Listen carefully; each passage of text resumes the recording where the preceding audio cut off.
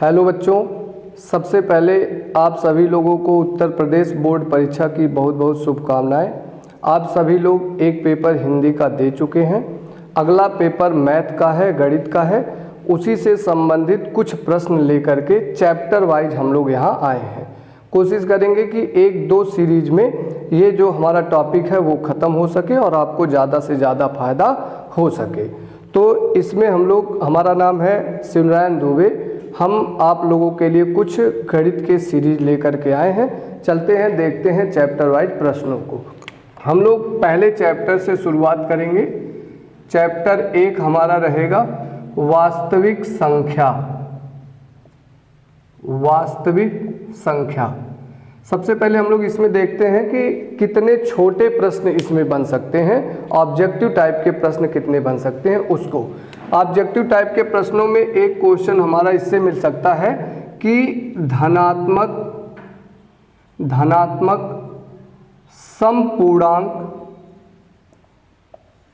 समपूर्णांक संख्या किस रूप का होगा। तो जो धनात्मक समपूर्णांक संख्या होगी वो हमारा होगा 2m प्रकार का, जहाँ m हमारा जो है ये पूर्णांक संख्या है। दूसरा हमारा जो है वो है कि धनात्मक विषम पूर्णांक संख्या किस रूप का होगा। तो ये हमें मिल सकते हैं 2m+1 या 2m-1 प्रकार का, जहाँ m यहाँ पर m की वैल्यू 0, 1, 2, 3 ... है और यहाँ m की वैल्यू 1, 2, 3 ... है। 2m+1 भी मिल सकते हैं और 2m-1 भी मिल सकते हैं। ज़्यादातर चांसेस आपको ये रहेंगे मिलने के। आगे हम लोग बढ़ते हैं। दूसरे अगले टाइप के प्रश्न जो हमारे मिल सकते हैं वो मिल सकते हैं कि जो हमारी परिमेय संख्या होती है, परिमेय संख्या, उसमें जो प्रकार होता है वो दो प्रकार का है। एक हमारे पास परिमेय संख्या होता है शांत दशमलव प्रकार का और एक होता है अशांत आवर्ती दशमलव प्रकार का। जो शांत दशमलव प्रकार का होता है उसके हर का जो गुणनखंड होता है वह होता है 2m × 5n प्रकार का। परिमेय संख्या क्या होता है हम सभी जानते होंगे कि ऐसी संख्याएं जिसे p/q के रूप में लिख सकें, जहां पर q की वैल्यू 0 के बराबर ना हो तथा p व q सहअभाज्य संख्याएं हों, को प्राइम नंबर हों, सहअभाज्य संख्याएं हों। ऐसी संख्या को हम लोग क्या कहते हैं, परिमेय संख्या कहते हैं। ये दो प्रकार के होते हैं, या तो शांत दशमलव प्रकार के या अशांत आवर्ती प्रकार के। शांत दशमलव प्रकार के वे होंगे जिनके हर का गुणनखंड 2m × 5m प्रकार का होगा, और अशांत आवर्ती प्रकार के होंगे जिनके हर का गुणनखंड 2m × 5n प्रकार का नहीं होगा। इस प्रकार का नहीं होने का मतलब हर का हम लोग अभाज्य गुणनखंड करेंगे। यदि उसमें केवल और केवल 2 या केवल और केवल 5 या 2 और 5 का सम्मिलित रूप मिलता है तो शांत रहेगा। इसके अतिरिक्त और कोई अभाज्य संख्या मिल जाए, जैसे 3 मिल जाए, 5 मिल जाए, ये सभी हमारे पास 3 मिल जाए, 7 मिल जाए, ये सभी हमारे पास क्या होंगे, अशांत आवर्ती प्रकार के हो जाएंगे। आगे हम लोगों को छोटे प्रश्नों में कुछ और मिल सकते हैं जिस पे हम लोग आगे चर्चा करते हैं।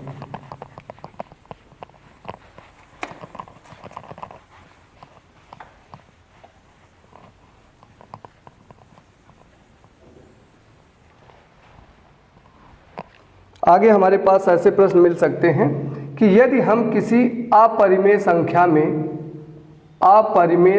में किसी परिमेय संख्या को जोड़ें, या किसी अपरिमेय संख्या में से किसी परिमेय संख्या को घटाएं, या हम किसी अपरिमेय संख्या में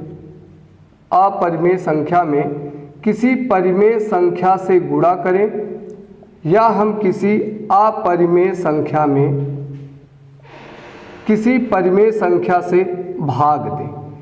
इन सभी के कंडीशन पे जो हमें मिलने वाली संख्या होगी वो सदैव एक अपरिमेय संख्या होगी, वो सदैव एक अपरिमेय संख्या होगी। अर्थात अपरिमेय में परिमेय का योगफल, परिमेय का अंतर, परिमेय का गुणा या परिमेय का भाग, सदैव हमें जो आउटपुट मिलेगा वो केवल और केवल अपरिमेय संख्या प्राप्त होगा।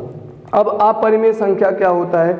यही जो वास्तविक संख्याएं हैं जिनमें से हम लोग परिमेय संख्या को निकाल दें तो शेष बची हुई संख्याएं हमारी अपरिमेय संख्याएं कहलाती हैं। जैसे अपरिमेय संख्याओं में हमें इस कक्षा में बेसिकली √2, √3 और √5 इन 3 अपरिमेय संख्याओं के बारे में पढ़ने हैं। आगे हम लोग बढ़ते हैं। नेक्स्ट हमारे पास हो गया, यदि हम किसी अपरिमेय संख्या में किसी अपरिमेय संख्या को जोड़ें, यदि हम किसी अपरिमेय संख्या में से किसी अपरिमेय संख्या को घटाएं, यदि हम किसी अपरिमेय संख्या में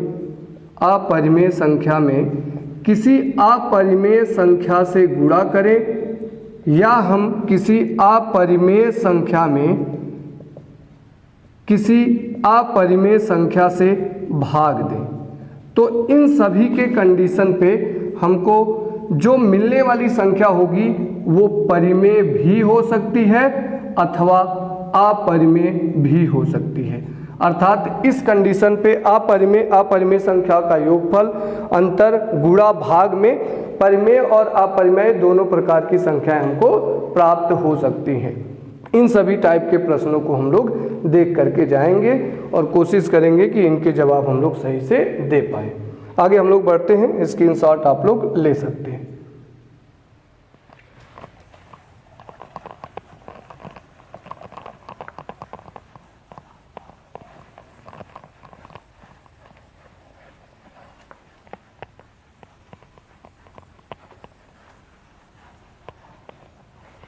कुछ और ऑब्जेक्टिव टाइप के क्वेश्चन को देखते हैं, फिर हम लोग इसमें बड़े क्वेश्चन पे भी चलेंगे।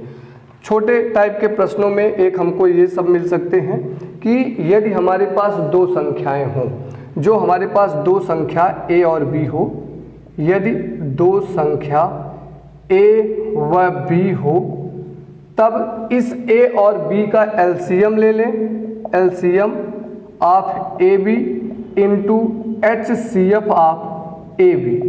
इन दोनों का गुणनफल सदैव इन दोनों संख्याओं के गुणनफल के बराबर होगा। यह जो हमारा सूत्र कह लें या जो थ्योरी कह लें, यह केवल और केवल दो संख्याओं के लिए ही वैलिड है। यदि 3 संख्या या 4 संख्या आती है तो इस पे हम लोग क्वेश्चन नहीं सॉल्व करेंगे। जैसे हमारे पास मान लें कि दो संख्या हमारे पास हो, 5 और 6 हमारे पास हो, तो इस 5 और 6 का जो हम लोग निकालेंगे अगर कि एलसीएम हमको जैसे पता हो कि LCM of 5, 6 is equal to हमारे पास हो जाएगा 30। तब हमें पूछे कि HCF ज्ञात कीजिए, तो इस फार्मूले पे हम लोग रखेंगे और आंसर पाएंगे। तो हमारे पास हो जाएगा एलसीएम 30 गुणे HCF of 5, 6 is equal to दोनों संख्याओं का गुणनफल 5 इंटू 6, तो 6 25 30 हो गया। ये 30 से 30 हमारा कैंसिल हो गया, यानी कि इन दोनों संख्याओं का जो HCF हमें मिलेगा वो हमें क्या मिलेगा? 1 मिलेगा। इस टाइप के प्रश्नों को हम लोग वहाँ पर करने की कोशिश करेंगे। आगे बढ़ते हैं। जैसे इसमें से कोई और अदर नंबर ना दिया हो, दोनों संख्याएं, दोनों के HCF और LCM पता हो, एक संख्या पता हो, दूसरी संख्या पता करना हो, तब भी हम इस पर रख करके और क्वेश्चन को सॉल्व कर लेंगे। आगे बढ़ते हैं हम लोग।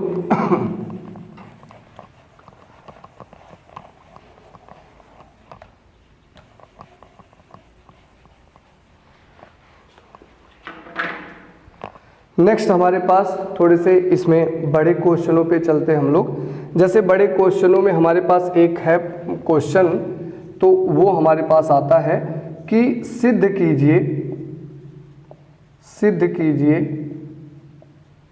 कि किसी धनात्मक किसी वास्तविक संख्या, क्वेश्चन लिखें। जैसे हमारे पास क्वेश्चन है, सिद्ध कीजिए कि वास्तविक संख्या का वास्तविक संख्या का विषम पूर्णांक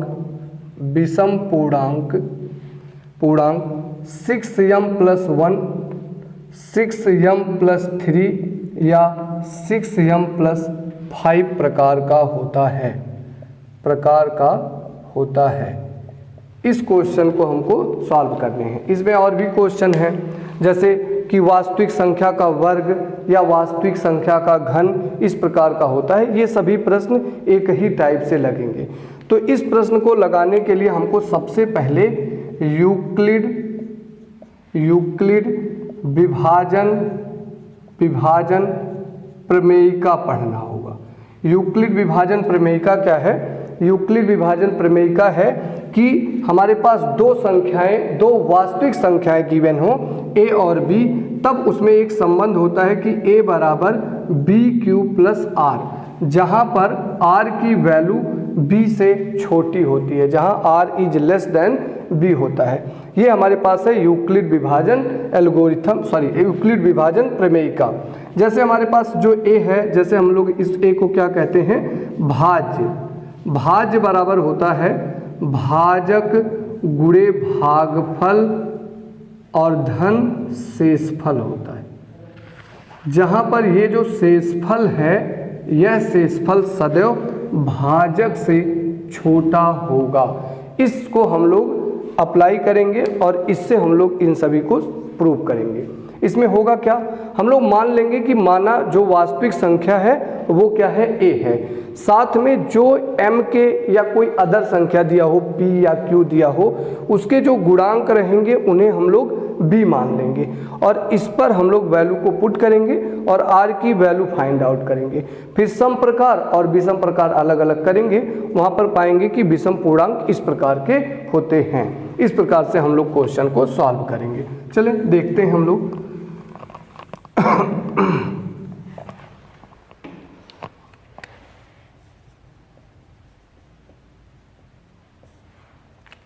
तो माना वास्तविक संख्या, वास्तविक पूर्णांक a है तथा b बराबर 6। हमने मान लिया कि वास्तविक पूर्णांक a है। अब वास्तविक पूर्णांक में क्या होंगे? वास्तविक पूर्णांक में सम भी शामिल होगा और विषम भी शामिल होगा। हमें विषम को इस प्रकार से प्रूव करने हैं। यूक्लिड विभाजन प्रमेयिका लगा दें। यूक्लिड विभाजन प्रमेयिका a बराबर b³+r, जहां r is less than b से। इससे हम लोग देखेंगे तो हमें मिलेगा a बराबर 6q और प्लस r, जहां r की वैल्यू क्या होगी? b से छोटा। b माने 6, उससे छोटा क्या क्या संख्या होगा? उससे छोटा होगा 0, होगा 1, होगा 2, 3, 4 और 5। ये हमारे r की वैल्यू हो जाएंगी। अब अलग एक बार 0 रख करके, एक बार 1 रख करके इन सबको हम a की वैल्यू निकालेंगे। तो a बराबर हमारे पास, यदि r बराबर 0 हो तो हमारे पास a बराबर होगा 6q+0। दूसरा, यदि r बराबर 1 हो तो a बराबर हो जाएगा 6q+1, और यदि r बराबर 2 हो तो a बराबर होगा 6q+2। यदि r बराबर 3 हो तब हमारे पास होगा a बराबर 6q+3। यदि r बराबर 4 हो तो a बराबर होगा 6q+4, और इधर हमारे पास हो जाएगा यदि r बराबर 5 हो तब a बराबर होगा 6q+5। ये हमारे पास हो गए। अब हम लोग इसको सम और विषम रूप में तोड़ते हैं। तो यहाँ से होगा a बराबर 6q को हम क्या लिख सकते हैं? 2 गुणे 3q। अब यदि किसी भी संख्या में 2 का गुणा हो जाए तो वह संख्या क्या कहलाती है? सम कहलाती है। अर्थात 6q प्रकार का अगर कोई संख्या है तो वह सम प्रकार का होगा। तो यह हमारे पास 6q सम प्रकार के हो गए। आगे हमारे पास ये क्या हो गया? a बराबर 6 को लिख दिए 2 इंटू हमारे पास हो गया 3q+1। 3q में 2 का गुणा यानी कि ये सम है, और जब सम में एक जोड़ा जाता है या एक घटाया जाता है तो संख्या हमें क्या मिलती है, विषम। यानी कि ये हमारे पास हो गया विषम प्रकार का। और हमें विषम प्रकार का सिद्ध भी करना था 6q + 1 या 6m + 1। तो ये हमारे पास हो गए 6q + 1 हमारे पास क्या हो गया, विषम प्रकार का। आगे हमारे पास हो गया a बराबर, इन दोनों में से 2 कॉमन मिल गए, बचे 3q + 1 और 3q + 1 में 2 का गुणा, किसी भी संख्या में 2 का गुणा होता है तो वो सम होता है।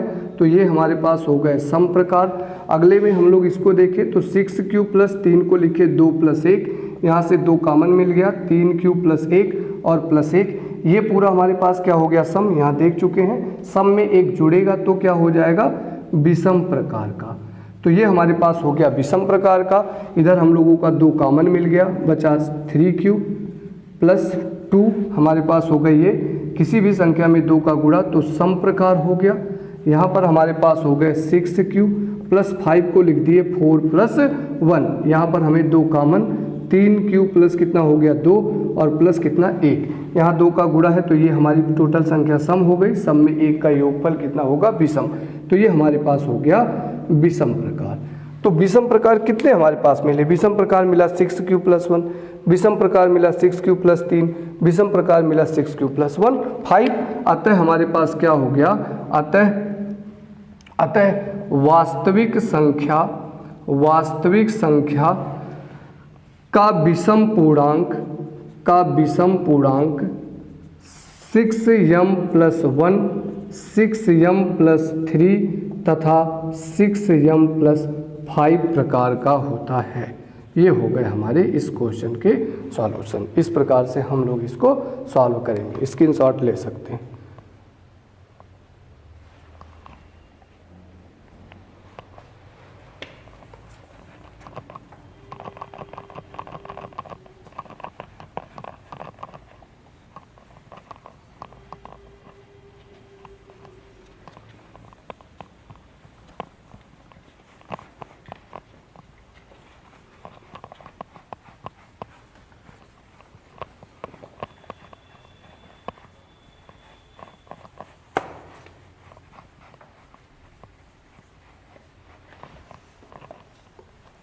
अब नेक्स्ट टाइप का और इस चैप्टर से अंतिम टाइप का क्वेश्चन लेते हैं, जो सबसे इम्पॉर्टेंट भी है उसे लेते हैं हम लोग। तो हमारे पास क्वेश्चन है कि सिद्ध कीजिए कि कड़ी में 2 एक अपरिमेय संख्या है।